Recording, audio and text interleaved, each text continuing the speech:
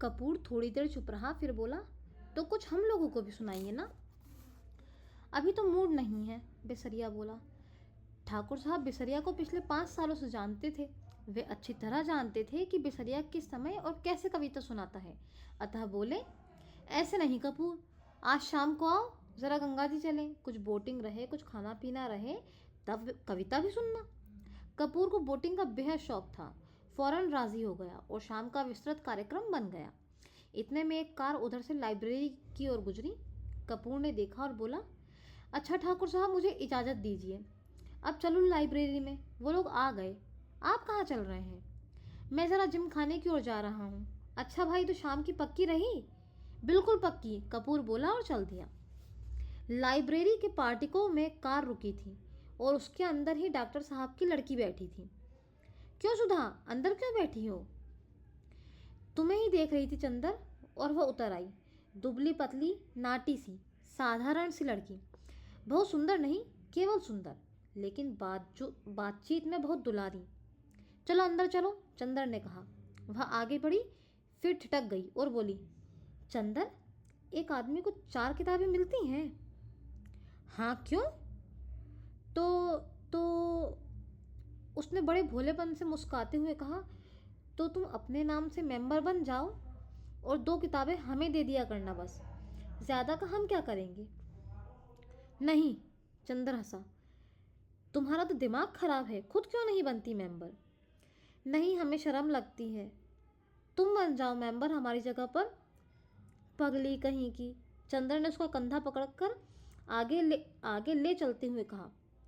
वाह रे शर्म, अभी कल ब्याह होगा तो कहना हमारी जगह तुम बैठ जाओ चंदर।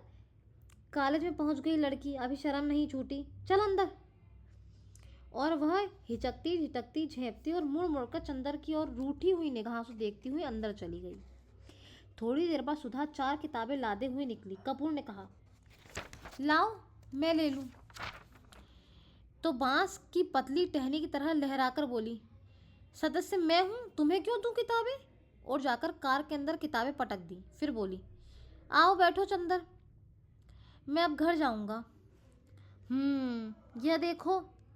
और उसने भीतर से कागजों का एक बंडल निकाला और बोली, देखो, ये पापा ने तुम्हारे लिए दिया है। लखनऊ में कॉन्फ्रेंस है ना, वही पढ़ने के लिए निबंध लिखा है उन्होंने। शाम तक यह टाइप हो जाना चाहिए।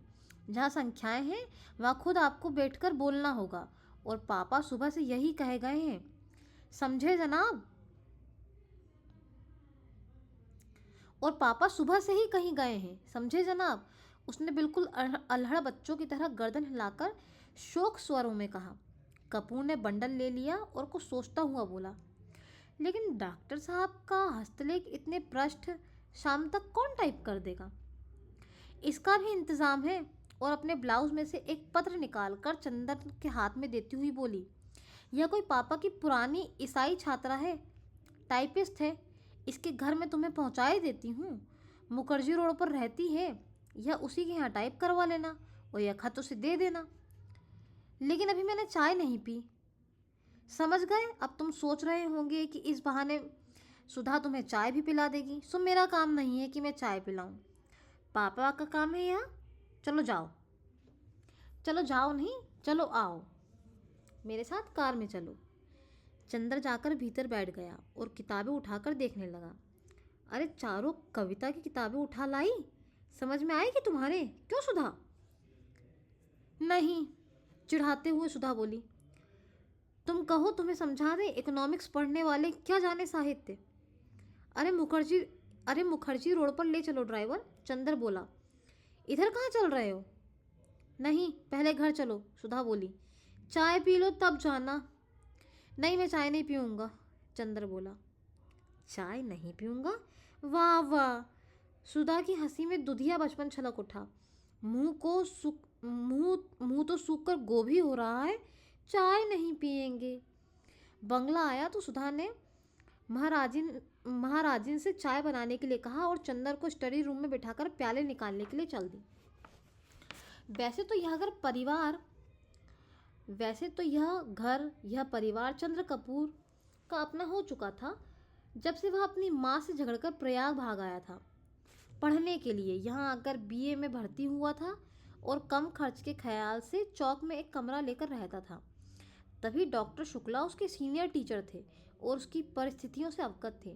चंदर की अंग्रेजी बहुत ही अच्छी थी और डॉक्टर शुक्ला उससे अक्सर छोटे छोटे लेख लिखवाकर पत्रिकाओं में भिजवाते थे।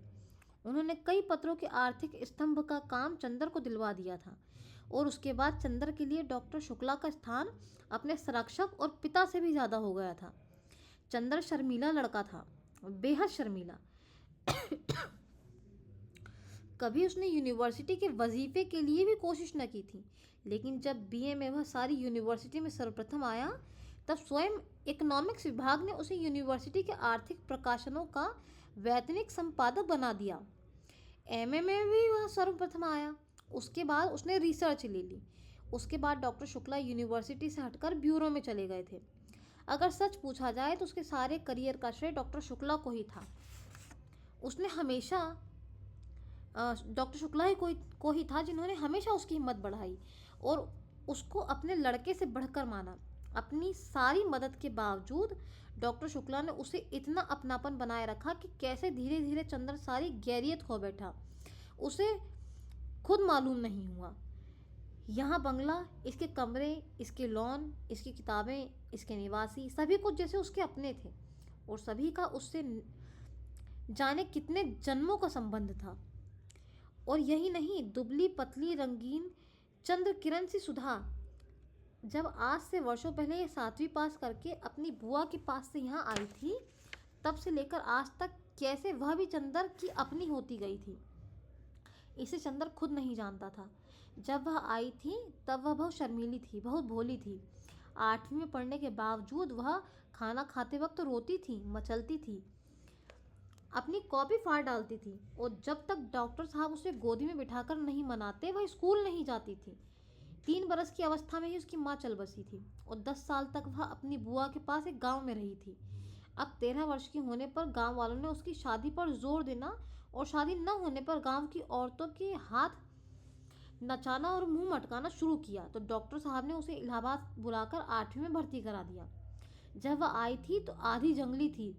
तरकारी में घी कम होने पर वह महाराजिन का चौका झूठा कर देती थी और रात में फूल तोड़कर न लाने पर अक्सर उसने माली को दांत भी काट खाया था। चंदर से जरूर वह भेंट डरती थी, पर न जाने क्यों चंदर उससे नहीं बोलता था। लेकिन जब 2 साल तक उसके ये उपद्रव जारी रहे और अक्सर डॉक्टर साहब के गुस्से के मारे उसे न साथ खिलाते थे न उससे बोलते थे, तो वह रो रोकर और सिर पटक पटक कर अपनी जान आधी कर देती थी। तब अक्सर चंदर ने पिता और पुत्री का समझौता कराया था, अक्सर सुधा को डांटा था, समझाया था और सुधा घर भर के अलहड़ पुरवाई और विद्रोही झोंके की तरह तोड़फोड़ मचाती रहने वाली सुधा चंदर की आंख के इशारे पर सुबह की नसीम की तरह शांत हो जाती थी। कब और क्यों उसने चंदर के इशारों का यह मौन अनुशासन स्वीकार कर लिया था, यह उसे खुद मालूम नहीं था और यह सभी कुछ इतने स्वाभाविक ढंग से, इतना अपने आप होता गया कि दोनों में से कोई भी इस प्रक्रिया से वाकिफ नहीं था, कोई भी इसके प्रति जागरूक न था। दोनों का एक दूसरे के प्रति अधिकार और आकर्षण इतना स्वाभाविक था जैसे शरद की पवित्रता या सुबह की रोशनी।